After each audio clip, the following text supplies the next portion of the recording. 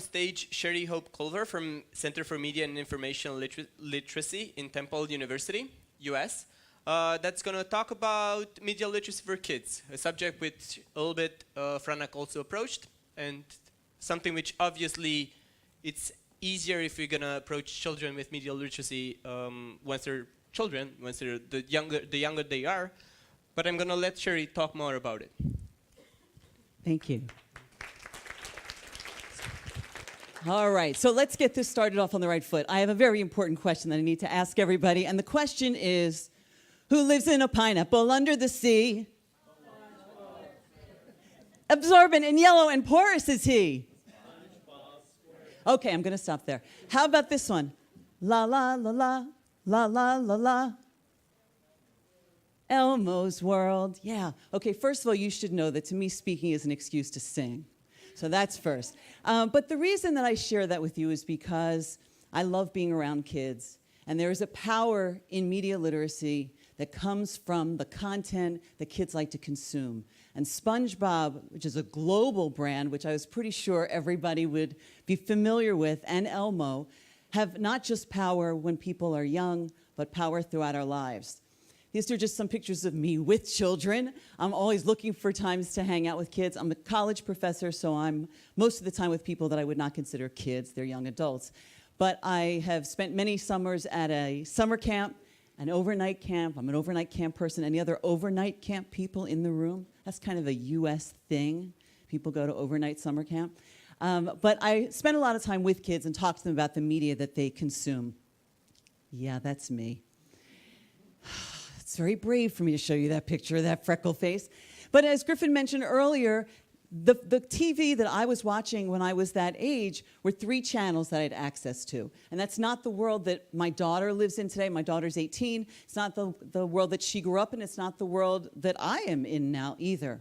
Because now the content that children are consuming starts when they're infants. And actually, when they are at that youngest age, they are not making decisions about their media content. Their families are, their parents are, their caregivers are, the people in their lives. And they're being sold to quite a bit. I'll talk about that in a few minutes. But yeah, we left. How many people in the room have children? Any folks have children? Okay. So this is maybe not such an unfamiliar picture to you because there is incredible content being created for kids to use at the earliest ages. And then it continues. Then there are games and educational games and playful games that kids can use. You see in that picture, one of the reasons I like this picture is because he's got his finger poised. So you might think of your iPad as something that's great for you, but the truth is that an iPad was made for a child's hand. An iPad is perfect for a child to hold, and they don't have, the opposable thumb thing is not happening when you're an infant, but the point and move thing happens at a very early age, and so kids can enjoy using media technology. Then we get a little older and we hand them a laptop. We go, hey, have at it. Go have some fun on there. Sometimes a little frightening, sometimes a little wonderful. Video games that kids can play. All of these technologies, all of this content is providing information about life and about media, right? Media about media to kids. That's really what I want to focus on, is on media, providing messages about media, right? So kids are spending their time exploring through play and through methods where they can explore their personal identity. Exploring your identity as a kid is one of your main jobs. Who am I? Who do I want to be? Who do I want the rest of the world to think I am? The ability for young people to shape their identity through the photos that they take, right? Through the selfies that they take. All of the things that you are doing, that you are shaping the way you want people to think about you. Kids are doing that too. They may not be doing it in quite the same skill level that you are. Or then again, maybe you don't feel you're really skilled at it, but they're struggling with that as well. And the other piece that they can do now is create in a way that we never had possible before. Right? So that's an incredible difference. I've noticed, remember when my daughter was young, she developed a really good visual sense of composition.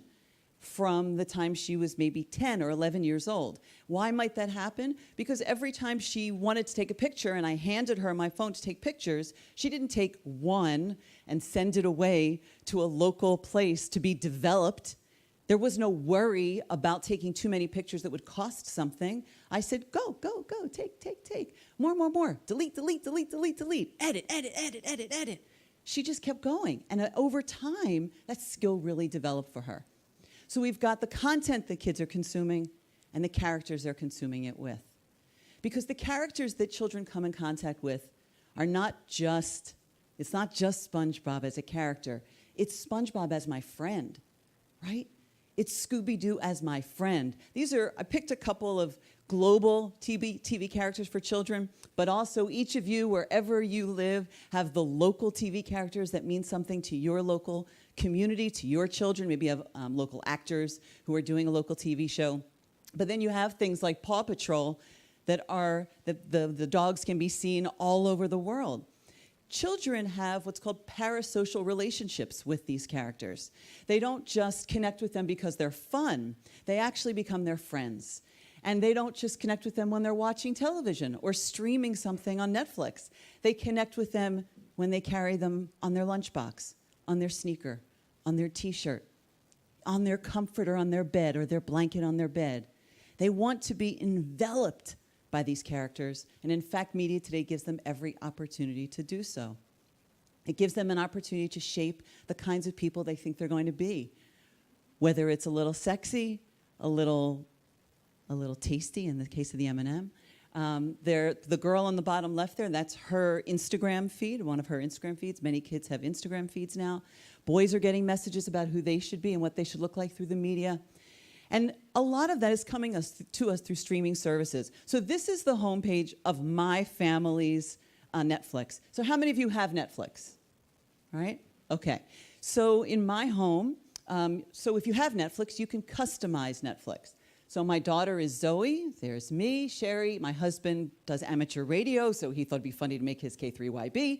And there's child. Okay, so I don't have another child, but I put it there because if you don't have a child, you are likely completely unaware of the thousands and thousands of hours that are available to children on Netflix, original content, that is algorithmed out of your content feed if you are not someone who has a child.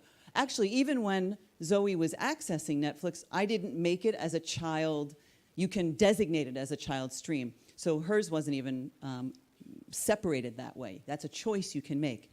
So even if you don't have Netflix, you likely are very aware of the fact that Netflix it's been reported many times all around the world. Netflix is spending millions and millions of dollars creating original content. Amazing. If you have Netflix and you go on and you start streaming through, it's like every single time you go on Netflix, new content, new things to watch. And you might think, that is so amazing, all that new stuff. But guess what? Whatever millions of dollars, millions of euros number is in your head about the amount of content that's created on Netflix, I can tell you that most of it is for kids. So if you've been reading a statistic that says 600 million euros are being spent on content for children, content on Netflix, 300 million of that is going to kids' content. A large percentage of the content is for kids, and so they get their own streaming. They are being targeted to. They are being offered content that you would never see, right? The challenge of an algorithm-focused world is that, great, it's connected to you and what you do, but it also means that there's a lot of things that you don't see. And Netflix isn't the only one. Netflix has Netflix Kids. YouTube has YouTube Kids. Amazon has Amazon Kids. Hulu has Hulu Kids. All of them are pushing content and growing that content because the media business is a business and kids are a large opportunity for money making. Now, when children are going online and they're accessing all of this content, and they're texting and downloading and streaming and watching and playing and listening and recording, they're doing all of the things that you do, but hopefully you've developed some skills over time. Kids have not developed those skills. They're going on and accessing this content for the first time, And sometimes it leaves them looking like that. Actually, sometimes it leaves us looking like that, right? You know what it's like when you get sucked into binge watch for an entire day of something, or you finish watching a video and the next video pops up, or you put some URL into your search bar or something into Google and something you didn't want to see popped up. That's happening for kids all the time. The fact is that she is maybe 6 years old, but she's growing into us. She's growing into a person who's 20, 30, 40, 50, 60, 70, 80 years old who is having to deal with fake news, propaganda, trust, credibility in the news. How does she learn that so that when she becomes that adult, she has the skill set to be able to do it? Because, my friends, if we wait until they're in high school, college, we are being naive, completely naive. You can't expect me to know how to eat nutritiously if you don't help me understand that when I'm 5 and I pick up a candy bar. We don't wait to teach kids about nutrition till they're 20. We teach them about nutrition when they're 2, 3, 4. We don't wait to teach children about how to make a friend till they're in their 20s, till they're 15. We teach them about sharing and kindness and friendship when they're 2, 3, 4 on their first play dates. We have to do the same thing with media. We have to assume that they're going to pick it up, but apply also. That's our, that was an emoji that we had made for US Media Literacy Week. So you're holding your tablet, but your eye is, critical. That was our media literacy emoji. So my feeling is if you're old enough to consume media, then you're old enough to be media literate. If you're old enough to consume media, you're old enough to be media literate. Now that doesn't mean that I'm having an intellectual conversation with the 2-year-old who's holding a tablet. But it does mean that I can have some conversation with that 2-year-old, right? Because this is what they're seeing when they turn on the television. They're seeing images about media in the media they consume all the time. In the absence of media literacy information, they're getting media literacy information. So just a couple of shots from different TV shows. This is from Raven's Home. This was the new reboot to That's So Raven, which was a very popular show about 20 years ago, where a boy is taking video of the family. This is from the show Bizarrevark, which is a show on Disney right now, where the opening number says, you could spend all day on a swing eating a baguette, or why do something boring like that when you could be on the internet? And then it goes, 1, 2, 3, 4, let's go make some videos. Bah, bah, bah. Have you seen Bizarrevark? It's a great show, great show. But the whole series, the whole show takes place in a maker studio that's supposed to be just like a YouTube maker studio. It's called Vugal, and all of the characters are people that are creating their own YouTube channels. So this is on Disney. This is a show that 6-year-olds, 7-year-olds, 8-year-olds are watching. It's fun, but there's a message in there. There's a value message in there, and that value message is, it's great to have a show on YouTube.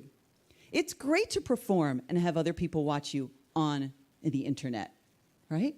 This is a video from, this is a grab from Cousins for Life. This is another one from Alvin and the Chipmunks, texting at dinner when he should be eating his broccoli. Here's another one from Henry Danger, where she's multitasking, right?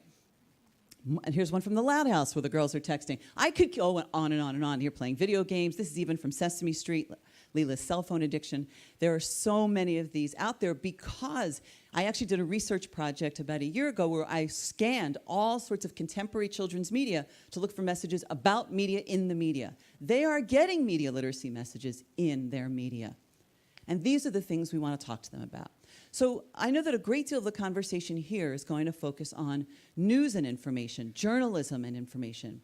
But media literacy as a field talks about all media because there's author choices, format choices, purpose choices, audience choices, content choices in all the media that we consume.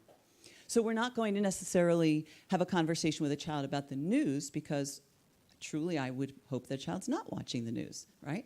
So I'm not even focusing on the content that children are seeing that we wish they wouldn't. I'm talking about the content that the children are seeing that we want them to see, that we know is fun and wonderful. So you can have a conversation with a young child about how much time they're spending, right? Whether they should be putting that down, whether it's fun to use it, and now we go do something else. How do we pick what we're going to look at?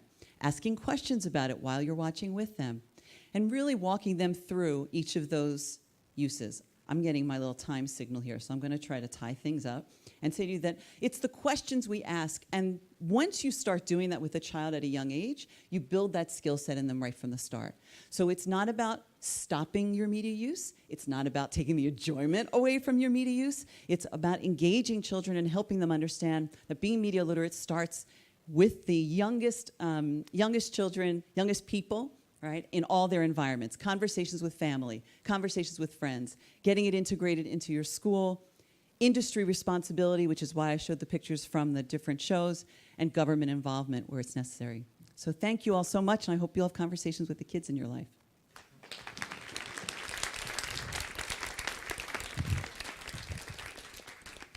So we spoke about kids, we spoke about education, and now I'm raising the challenge for the next speaker who's going to speak about